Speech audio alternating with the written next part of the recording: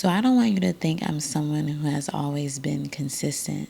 There's been many areas in my life where I struggled with consistency, and ultimately I was unhappy with the results I was getting from my lack of consistency. YouTube is definitely one of those areas. When I started this channel, I was excited, ambitious, determined, passionate. But something was missing. I was everything but committed. I experienced burnout 6 weeks after starting my channel, and ultimately, I took a break to recover. But when I returned to YouTube in November of 2023, I was committed. I went on to post 27 long form videos and 4 shorts over the last 90 days. So if you're in the space of building the habit of being consistent with YouTube, we're going to talk about the results and lessons that I learned from being consistent for 3 months. And I hope in some way it will help you. Before I share my analytics with you, I do want to give you a bit of a backstory. I really wanted to see what posting for 3 months consistently would do for my channel. My goal for these 3 months was to train myself to produce content effortlessly. I desired to achieve such consistency in content creation that the process would become almost automatic, meaning my brain and my mind would seamlessly execute the actions associated with content creation with minimal to no resistance or friction. Also, I really wanted to build up to posting 3 times a week. This is because the more you post on YouTube, the more the algorithm can figure out who your content is for. So that was really my intentions with setting out to be consistent for 3 months. And that's exactly what happened. So let me do my screen recording and we can get into these analytics. All right. So I'm going to make this for the past 3 months. We're going to be starting from 11 7 7 23 to February 7th 2024. That is 3 months. So I have gained 361 subscribers. When I started, I had about 65 subscribers.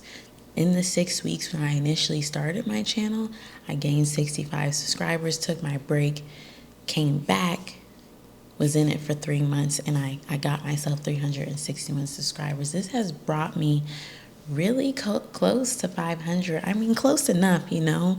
I think I have about 437 subscribers, at the time at least of filming this video. And I gained 656 watch hours, which I think is amazing. That's a good chunk done of at least one of the 4,000s that I need to get monetized. So let's move on to content. We see this nice graph of like action gradually happening, right? And there's this peak right here. And that peak is coming from my best performing video to date, which is Real Talk About Starting Your YouTube Channel. I call this video my workhorse video because if we click into it, let's see, go to video analytics. This video brought me 122 subscribers and 224.7 watch time hours. To this day, it works for me. It works in my sleep. It brings me these goodies in my sleep. This This was a viral video for my channel, at least. And it's interesting to see majority of my views has come from browse features. So yeah, let's go back to the overall analytics. I've had some other videos perform well for me. Like I have a couple in the 500s, but let's go into audience. Okay, so most of my watch time is coming from people who are not subscribed to my channel, which I think is pretty normal. Let's take a look at the traffic sources over these past 3 months. So I guess most of my views came from browse features, which is traffic from the home page / home screen, the subscription feed, and other browsing features. Cool. 385 watch hours. Next was suggested videos. Views from suggestions appearing alongside or other videos. Now, this was something I was strategic about when it comes to the whole suggested videos thing. As I went along in the journey, I started to focus on creating videos that could potentially be suggested after particular videos. So I'm happy to see that worked. That's kind of how I would decide what videos I should actually create. And I do want to take some time to say, I came back in November, right? And I had the goal in that month to just post 1 video a week.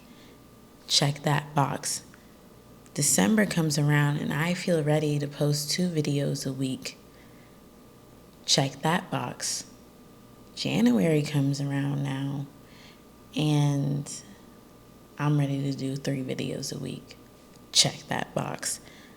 How was I able to be in that space? There, I can't explain everything, like some stuff is just God. Like God was really moving in me to like continue to push towards my goal of uploading 3 times a week. I just felt it. Like I didn't force anything. Like I didn't say, like I didn't go into it knowing I would kind of phase it out like that. When each month ended, I just felt so inspired, I guess, to up it up a notch and like challenge myself. Like, why not? Just go for it. I knew that I was giving myself 3 months, 90 days to like experiment, trial and error. Like just go for it. Like I wasn't trying to have an organized life and everything like that. I was diving into YouTube again, but in a committed, shaped way. Like I was going to be committed to this. It didn't matter if I stayed up late and if shit became out of whack in other parts of my life, because that would only be temporary. I need to really get into the weeds. I need to get into it deeply so then I can double back and create some nice systems and organization to have more of a balance with other areas in my life. And we'll get more into that when I go over some of the lessons I learned during this time period. But yeah, like that I really like that. My second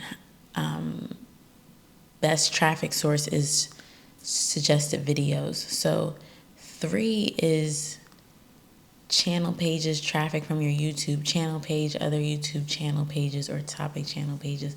So that's nice. Like if folks watch one of my videos, they might have came to my page and saw something else that they like. So that is amazing. What else is relevant here? Let's look at device type. Wow. Okay. So for me, I think it's a good idea to be aware of how my audience is viewing, like which device my audience is viewing my content on, because I can keep that in mind when creating my videos. So mobile is 60% essentially are watching from their mobile phone. Not a lot of people watch my videos on the TV, okay? I want that to change over time. I want to be a creator that people like pop on their TV for sure. Okay, so right here I've pulled up this comparison between like the first season of my channel, so like the initial 6 weeks of when I started versus the past 3 months. So the purple is those 6 weeks, blue is when I started. So my top performing video, starting your YouTube journey, insights from a beginner content creator and full-time mom, vlog 11. To start my channel, I just gave myself a challenge to post a video every day for 30 days. That did not work out that way.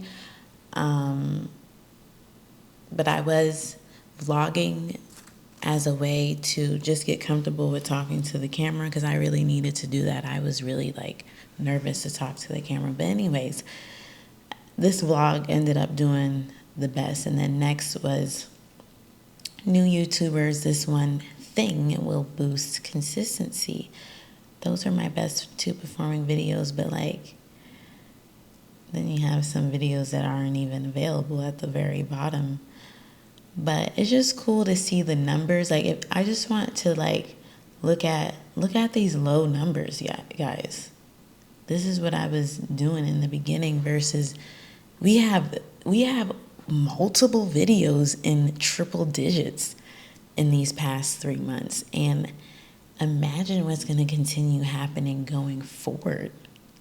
Nothing can stop me. I'm all the way up. Sorry about that. But yeah, we are on the up and up here. Let me do a comparison of perhaps subscription status. I don't go into my analytics like this, so this is a learning experience for me too. So it's similar in the sense like most people that watch aren't subscribed.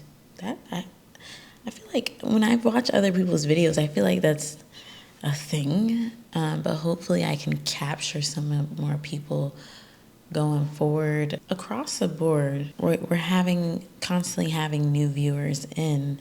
But I think it's interesting to see like the ratio from new viewers to returning viewers was like about 60, 64, 36 in my first 6 weeks. But over a period of 12 weeks, it's closer to more like half and half, with the 57.4% and then the 42% right here. So good amount of people are coming back to hang out with me. I like the sound of that. Cool. Then let's look at traffic sources, and then we could be done with the analytics. Okay, so either way, in the first 6 weeks of my channel versus these past 12 weeks, browse features was the most traffic I'm getting from. But I love how that has increased, but each of these different traffic sources have increased from when I first started my channel to now, but I think that's only natural because I posted more content. So wonderful. Wonderful. I hope this look into my analytics was helpful in some way.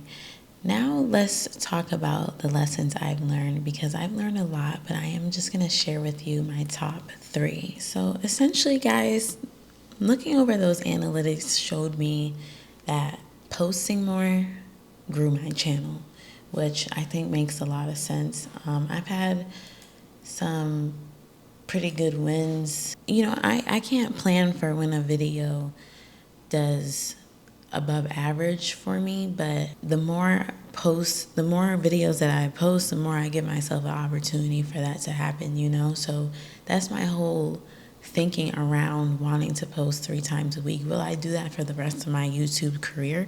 I don't think so, but within these first 12 months, within me trying to get monetized and grow a audience, I'm putting in that work. That's just my strategy, the way that I feel like is going to be best for me to go about it. It's a season of me really pumping out content like this, but I know it's going to pay off. ultimately is going to pay off. And like transitioning into the lessons that I've learned during this time period, I learned a lot. I had many moments of like clarity and breakthroughs and everything like that. But here's the top 3 things that I learned. So just an overview: packaging, messaging, and systems. When it comes to packaging, I remember when I had learned even that term, packaging. And if you don't know, that is your thumbnail, title, and topic. And some of these YouTube gurus say it's your title, thumbnail, and hook. Either way, those are the things that are so important. And when I recognize like, okay, you can edit and have like this really good video, but if nobody clicks on it because you spent 5 minutes right before you uploaded the video coming up with your thumbnail, you're doing yourself a disservice. And, and this is what I was saying to me once I learned that. And whatever the video was, it said like, just try putting, maybe they said like 25% more effort into your thumbnails than you currently do right now. And I did that. I remember it being really hard in the beginning to really conceptualize and think about thumbnails, because there's a lot of psychology involved with thumbnail creation. But over time, giving myself opportunity after opportunity of practice in terms of posting my videos, I've gotten better with my thumbnails and thumbnail design. So in these next 90 days, I'm hoping to make thumbnail creation a bit more second nature than it currently is, because it takes me a long time to come up with a clickable thumbnail, and that's what they should be for the most part. Now, when it comes to titles, I think titles are subjective toward the creator at some point, but the title should reflect, like, be as reflective as possible of the topic, because depending on how, this is what I've learned, like for me, like depending on how I word it, like if it's an interesting topic to someone, the person I'm intending to watch this video, like I need to, I call it like dress it up and make it real. Like I need to make the topic and what this video is about as sexy as possible within my title to get that person in the door and want to watch. And then when it comes to a hook, I learned actually from a TikTok creator, like, and I just recognized over time, having that, for me at least, having that like standard type of hook, this is what's going to happen and this and then that doesn't really work for me. I tried that in the beginning, and then I'm just like, no, like, let's just jump into the video. Like, you just came into my house over here, saw me in my studio, and like you're coming into the conversation. You have to kind of piece together kind of what's going on a little bit, and we're just jumping right into the content. That's how I've chosen to approach my hooks. And then Nate Black, I had looked for it, but I could not find it. But he had said, Nate Black is like a YouTube guru. But he had said on some low-key under his breath, like, we don't do hooks anymore. And if you notice his videos now, like, it's not hooky. Like, it just doesn't sound like a traditional type of hook, So moving on to messaging, I talked about it before, but like when I first started my channel, I was just posting just so I could get comfortable talking to the camera and being who I am, like understanding, yes, you're talking to a camera right now, but other people are going to be watching this, so you're really talking to them.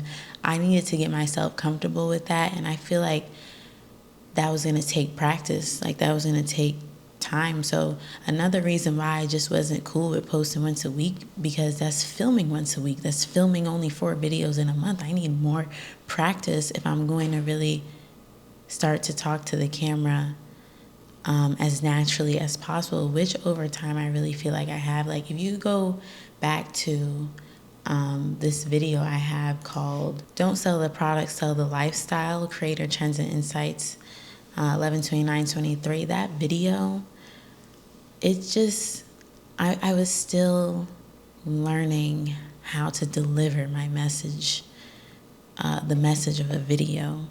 And then you compare it to now, like to this video, it's just much different. I'm more free flowing, I'm more myself, and I want that to continue to happen over time.